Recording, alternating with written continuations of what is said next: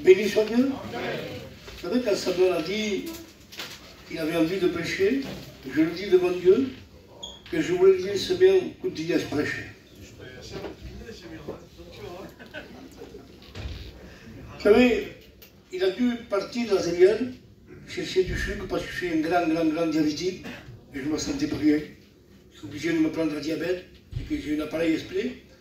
Vous savez, j'ai été, je le disais au frère, au Morio, il est notre frère, j'ai été à Montpellier faire des scanners, il n'y a rien à la tête. Et je suis un très grand diabétique. J'ai de la diabète au cerveau. Et même, ça m'a touché, on se dit qu'au Morio, j'ai un commencement d'Alzheimer.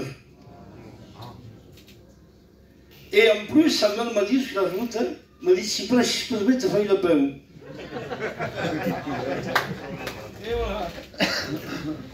Mais je vous dis la vérité. Le meilleur des prédicateurs, c'est pas Samuel. C'est pas le responsable, c'est pas les frères. C'est pas un ange de Dieu. Le meilleur des prédicateurs, c'est le Saint-Esprit. Il n'y a pas plus grand que lui. Pas plus grand que lui.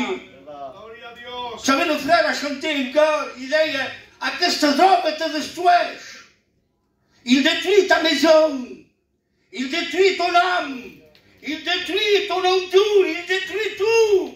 C'est pour ça qu'un jour l'apôtre Paul, le champion Paul, dira, le salaire du péché, c'est la mort. Mais vas-y où? Que dis-vous? Mais le don gratuit de Dieu, c'est la vie éternelle. Le salaire du péché, c'est la mort. Je n'ai pas de message, Dieu m'en est témoin.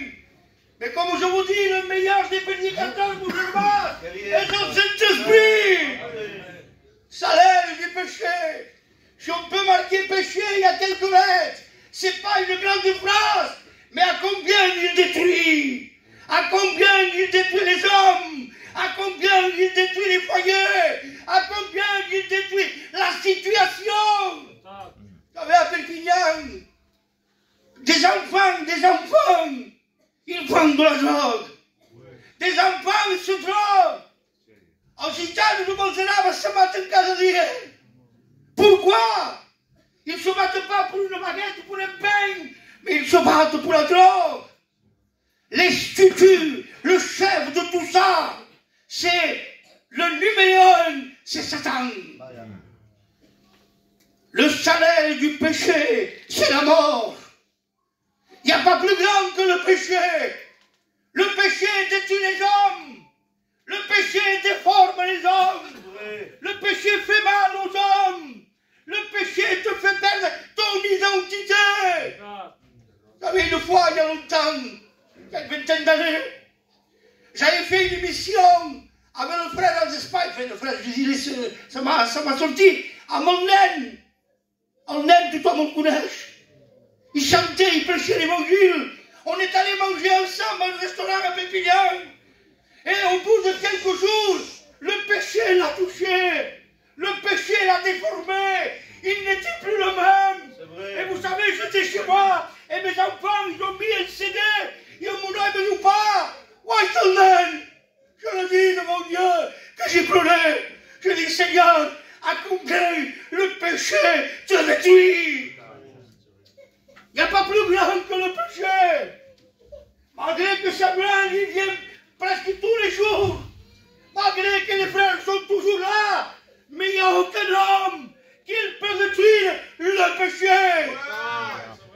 Vous savez, si on pourrait prendre, je dis souvent, j'ai une sorte de machine, on touche un bouton et on passe 6000 ans en arrière.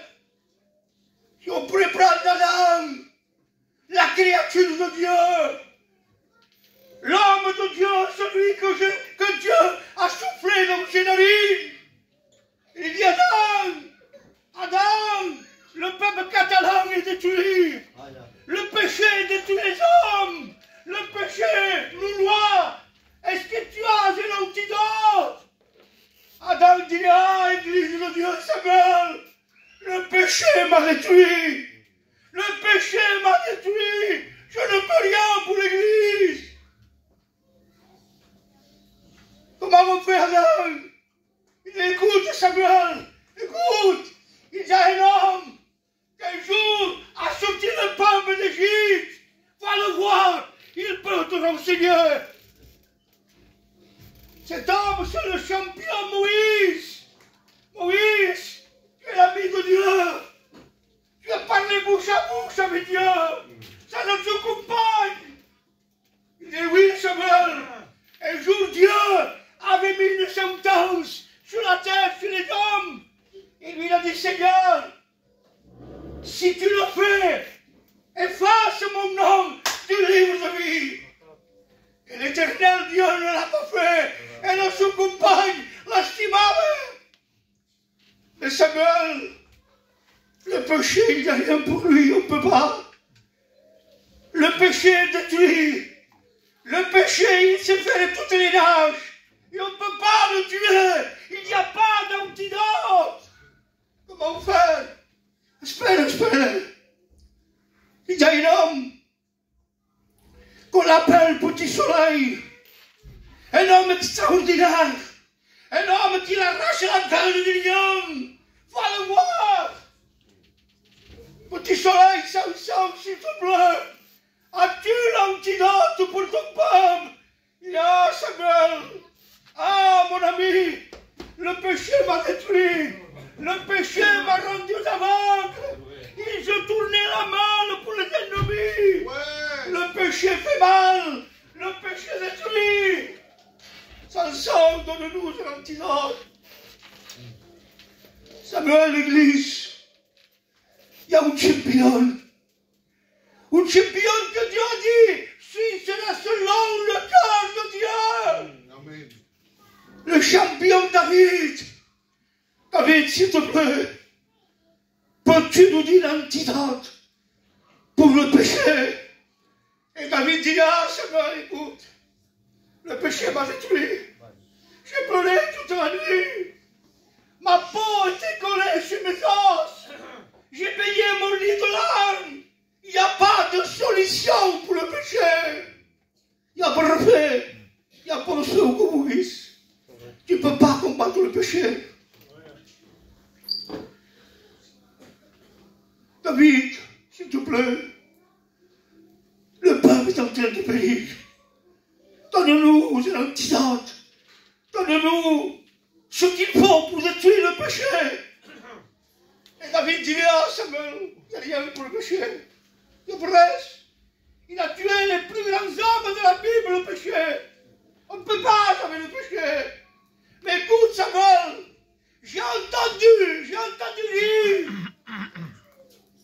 qu'au désert, il y a un homme qui est habillé.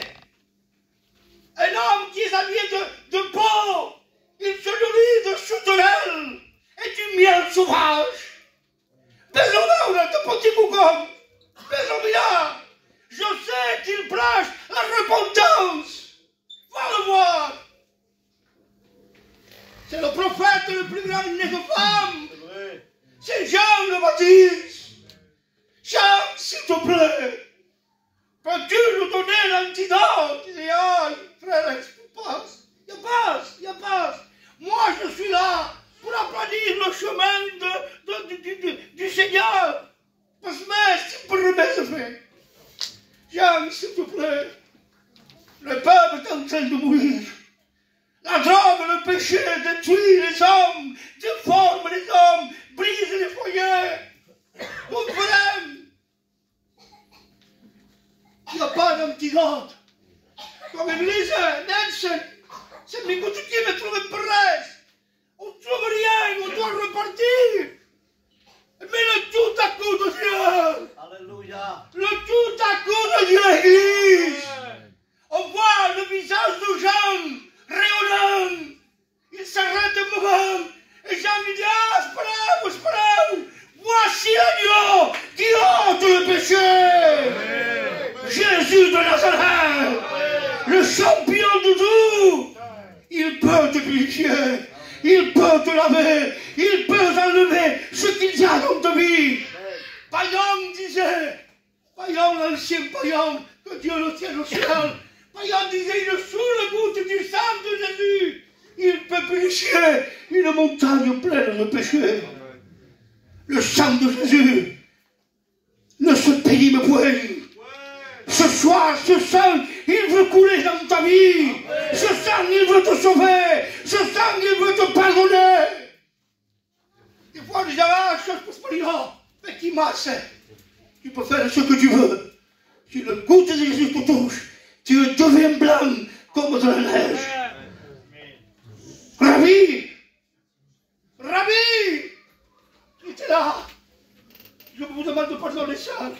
Il dit, on a trouvé cette femme en plein grand délit. Quel mérite-t-il la loi de Moïse? Il ne parle pas beaucoup. Si on pourrait prendre cette femme, la faire venir derrière le pupitre, il dit, femme, qu'est-ce que vous avez eu? Il dit, ah, Samuel, l'église de Dieu, j'avais peur. J'entendais les cailloux. Boum, boum, j'avais peur. J'entendais le bruit. Et tout à coup, qu'est-ce que je vois pour tout à coup, Zézéou? Ah, Seigneur, quelque chose d'extraordinaire, le tout à coup de Dieu, celui qui est sans péché, que j'ai, tu as pris mes pères. Il dit, j'ai entendu les pierres tomber, une par une, mais aucune m'a frôlé, parce que le maître était là. Et ce soir, il veut te bénir. Il veut te sauver. Il veut te pardonner. Parfois, il y a des malades. Ils ont dit, si, mais il y a un petit passe, mais j'ai la maladie dans ma maison. Comment faire? Il peut guérir aussi. Les maîtres sur la croix ont vaincu toute maladie. Est-ce qu'on croit que Dieu fait miracles? Moi, je le crois de tout mon cœur. Vous savez, il n'y a pas longtemps, le mois de mai, il y a quelques mois en arrière, il n'y a même pas un an. J'ai mon petit-fils, il a 12 ans. 12 ans, c'était un enfant, un bébé. Alors, il s'est plié dans la jambe, ça prenait. Alors, on me dit à Pépillon. Pépillon m'a dit, voilà, monsieur, si dans 24 heures, il a la température, il faut l'amener urgent à l'hôpital.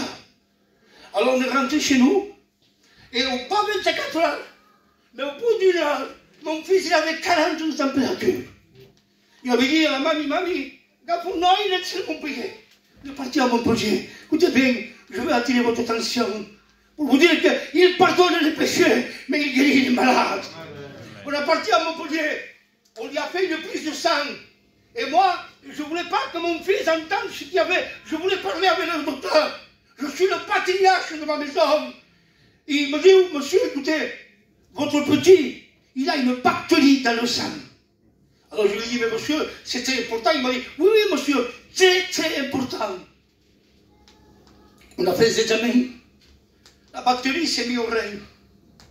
Il m'a dit, mon fils m'a appelé, il m'a dit, pas en petite crise. J'ai monté en haut, j'étais en bas. Il me dit, voilà, monsieur, votre fils a une bactérie au rein. Il faut lui faire une greffe, en urgence. J'ai dit, monsieur, ne le touchez pas. Mettez-le dans un avion, je paye tout, on va à Paris. Il m'a dit, non, monsieur, il n'a pas le temps d'aller à Paris. Il m'a dit, son sang et l'eau qu'il a dans le corps, ça va l'étouffer et il va décéder. 12 ans, Seigneur. Moi et ma femme, on devenait fous, on ne savait plus quoi faire. Alors on a attendu, il ne pouvait pas bouger. Au bout de 48 heures, on lui a fait une autrienne. Il m'a dit, monsieur, la bactérie est partie des reins et il est allé au poumon. Il m'a dit, il va s'étouffer de mon malade. On a dû. Je ne pense qu'il continue sur le drac.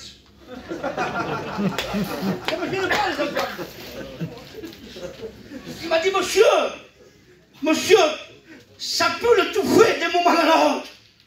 Et le soir, j'étais dans un camping, ailleurs de vacances, avec mon fils et ma femme dormait à l'hôpital. Ma femme m'appelle à 5 h du matin. Il me dit, Samuel, le petit est en train de s'étouffer, on lui met de l'oxygène. J'ai été à l'hôpital, ça a passé. Au bout de 48 heures, il fait une prise de sang et une scanners deuxième tous les 48 heures. Au bout de 48 heures, il me dit, monsieur, ça a parti du poumon, mais il est allé au cerveau. Je dis, mais vous voulez tomber où? Je devenais fou, Seigneur. J'avais la peine de mon fils, Mais j'avais la peine aussi de mon fils, le père au petit. J'avais deux peines doublées. Je ne trouvais pas les paroles qu'il fallait. Trouvais pas les paroles. Mais Satan se frottait les mains. Au bout de 48 heures, il m'a dit, monsieur, là c'est dangereux. Il m'a dit, oh, mon frère, comment monsieur c'est dangereux là? Oui monsieur, il est parti au cœur. Et là il peut faire une arrêt cardiaque d'un moment à l'autre. Seigneur. Alors j'ai resté en haut de la chambre jusqu'à 5 h du matin avec ma femme. Et au bout, il m'a mis dans le bain, il a dit, monsieur, il faut partir maintenant. Alors j'ai appuyé l'ascenseur, mes frères. J'ai appuyé l'ascenseur. L'ascenseur s'est ouvert, j'ai rentré. Mais je n'ai pas appuyé pour aller en bas. Quand il est dans l'ascenseur, je me suis mis à genoux. Il m'a dit, non, mais où? Et Satan, il devait dire, là, ça passe par là. Ah, ça passe par là. Mais lui, il a dit, attendez, il faut basculer. Ascoltez, qu'est-ce que ça dit? Il m'a dit, non, mais où? Mais là, je suis pas là. Mais aie pitié de mon fils. Je bénis Dieu. Au bout de 48 heures, on a fait une rien. La bactérie avait disparu. Parce que nous avons le chef de tout. Le champion de tout, nous avons. C'est le plus grand de tout. Il n'y a aucune maladie, aucun péché qui peut arrêter notre Seigneur. Cap. Vous savez, j'ai pas des ailes, type ça, ouais. Les frères n'ont pas des ailes, ouais. On vit sur la terre. Mais nous devons nous tenir devant Dieu. Amen. Si on se tient devant Dieu, Dieu a un regard sur nous. Dieu nous bénit. Il n'y a pas plus grand. Vous savez, j'en passe. J'en passe. Il y a 10 ans. Il y a 10 ans. Je l'avais dit quand j'étais responsable de cette église. Il y a dimanche. Voilà un enfant handicapé. Parle pas, ne marche pas, mais je sais que lui un jour, il descendra de la croix et il posera ses mains qui ont fait tant de miracles. Je le sais, je le crois par la foi, parce que nous avons le véritable Dieu. Amen. Je me laisse guider par Dieu. Amen. Je m'avais fait des prises de sang, je m'en excuse, pour la tête. Et j'avais ma femme avec mon petit-fils, c'est nous, un petit que nous on a enlevé il y a 12 ans. Alors je m'en vais, et lorsque je vais vers la voiture, je voyais ma femme dans la voiture, qu'elle sautait, elle pleurait. Mais moi j'ai pensé que quelqu'un était dans la voiture qui voulait voler la voiture. Alors tout le temps il me dit, il pousse maille. Et quand j'y arrivé, ma femme m'a dit, Samuel, le petit il ne respire plus. Il ne respire plus. Alors on a été à l'hôpital, on a rentré dans les box. Ils m'ont mis dehors à moi.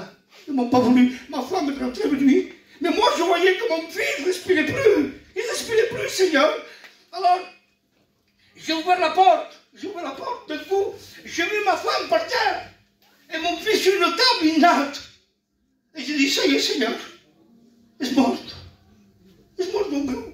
Alors, je me suis reculé. J'ai dit, non, mais on ne respire plus. Mon fils, il ne respire plus. Mais tout chemin. Personne ne m'entendait. Il n'y avait que moi et Dieu. L'infirmière vient. Il me plaint, il me dit, monsieur Maille, n'ayez pas peur. Votre fils, il respire. Pour vous dire que lui, il parle dans les cœurs. Nous avons le véritable Dieu. Il n'y a pas plus grand que lui. Nous avons le champion. Et ce soir, je te le dis devant Dieu. Si tu as un souci, tu as un problème, une difficulté, que tu ne peux pas monter les obstacles, lui, il te donne la main. Veux-tu la main de Dieu? Dis fortement. La main de Dieu, la main de Jésus. Il veut te sauver. Il veut te pardonner. Il veut te libérer.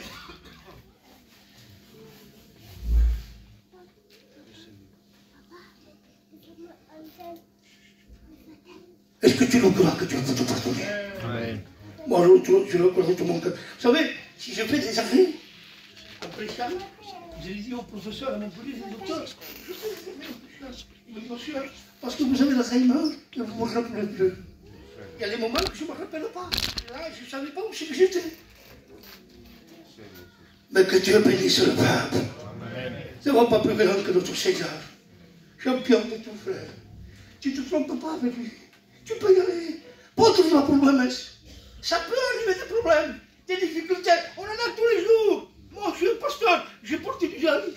Le frère d'un pasteur a porté du deuil. On en a tous les jours. Mais on les passe avec Dieu. Et si on les passe avec Dieu, c'est quelque chose de merveilleux. Vous savez, je ne serai pas l'homme parce qu'à la tête autour. Vous savez, quand il y a eu le Covid, pour vous dire, lorsqu'on est en contact avec Dieu, lorsqu'on demande quelque chose à Dieu, Dieu répond à nos prières. C'était 2h de l'après-midi, 1h30. Je venais de l'église mère, je venais de prêcher au culte. Et je rentrais chez moi, je mangeais. Et mon père avait pris le Covid. Il était à l'hôpital. Et un numéro me sonne, je ne connaissais pas le numéro. Je prends le téléphone, je dis allô. Il me dit, je suis le docteur de la Réa. Il me dit, voilà, monsieur, votre papa, il va très très mal. On est obligé de le mettre dans le coma. Parce qu'il va très très mal. Alors j'ai dit, écoutez, monsieur, faites ce que vous devez faire. Mais j'ai dit, monsieur, écoutez, vous allez le voir maintenant, mon père. Ça faisait 4-5 jours qu'il était à l'hôpital. Il me dit, oui, monsieur, dites-lui à mon père que je l'aime. Dis-lui mon père de l'estimer. Et le docteur m'a dit, oui, monsieur, il n'y a pas de problème. Je veux le voir et je veux lui dire que son fils. Il m'a dit, dites son nom. J'ai pas dit mon nom. Je lui ai dit, dites-lui son fils, le pasteur, qu'il aime mon père. Il m'a dit, oui, monsieur. Au bout de quelques heures, mon père est parti, décédé. Et alors, je me faisais un tracas dans mon cœur. Souffrir. Ben, mamie, pour ma femme, je dis, mamie, est-ce que pas vous l'identifiez mon père quand je dis mamie? Il me dit, oui. La madame m'a dit, si, c'est normal, c'est le docteur, ils sont obligés de le dire. Il dit, non, mamie, c'est possible que je dis mamie. À mon père, mais au Sénat, c'est pas ce que je dis. Alors, je dis, est-ce qu'il dit? Écoutez comment est Dieu. Je me suis réveillé à 6h du matin, il pleuvait à Perpignan. C'était le mois d'octobre. Il me dit, non, mais est-ce que quelqu'un maîtrise mon père que je dis mamie? Pour vous dire, les frères, lorsqu'on est en contact avec Dieu, lorsqu'on demande quelque chose à Dieu, la Bible dit, lorsque le malheureux crie, l'Éternel entend. Non, il entend, mais il agit. Et il veut agir ce soir. Au bout de 2 ou 3 jours, il n'y avait que moi et ma femme. Il n'y avait personne qui le savait. J'étais assis dans un divan à ma maison. Et mon beau-fils, il vient. Et mon beau-fils, il dit, taisez. Il me dit, et ma femme me dit, il est assis au divan. Il vient, il me dit, je dois vous dire quelque chose. Il m'a dit, ce soir, j'ai fait un rêve. Écoutez bien, j'ai fait un rêve, il y avait comme des lèvres blanches avec l'oncle, parce que tout le monde l'appelait l'oncle. L'oncle qui marchait, et moi je lui dis, oncle, Samuel, il vous aime. Et lui, il a dit, oui, je le sais, le docteur de l'hôpital me l'a dit. Vous dites qu'avec Dieu, oh, il ne nous trompe jamais. Lorsqu'on demande quelque chose à Dieu, Dieu intervient. Il écoute la prière. Tu peux passer dans le désert, mais si tu passes avec lui, crois-moi qu'à la fin du désert, tu auras de l'eau de l'abondance. Je le crois de tout mon cœur que Dieu va vous bénir. Je vais demander aux frères qui jouent la mélodie.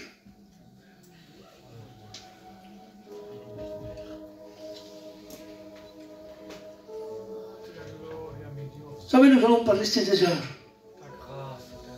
Il dit, Seigneur, mon sanctuaire est à l'extrémité de la mort.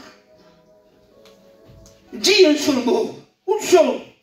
Pas une grande prière, pas se mettre à genoux, pas face au mur. Non, un seul mot. Et mon serviteur sera guéri. Dominique, dis-lui un seul mot. Un seul mot. Il est où? Ascolterà la tua pregare. Solo come lo fa.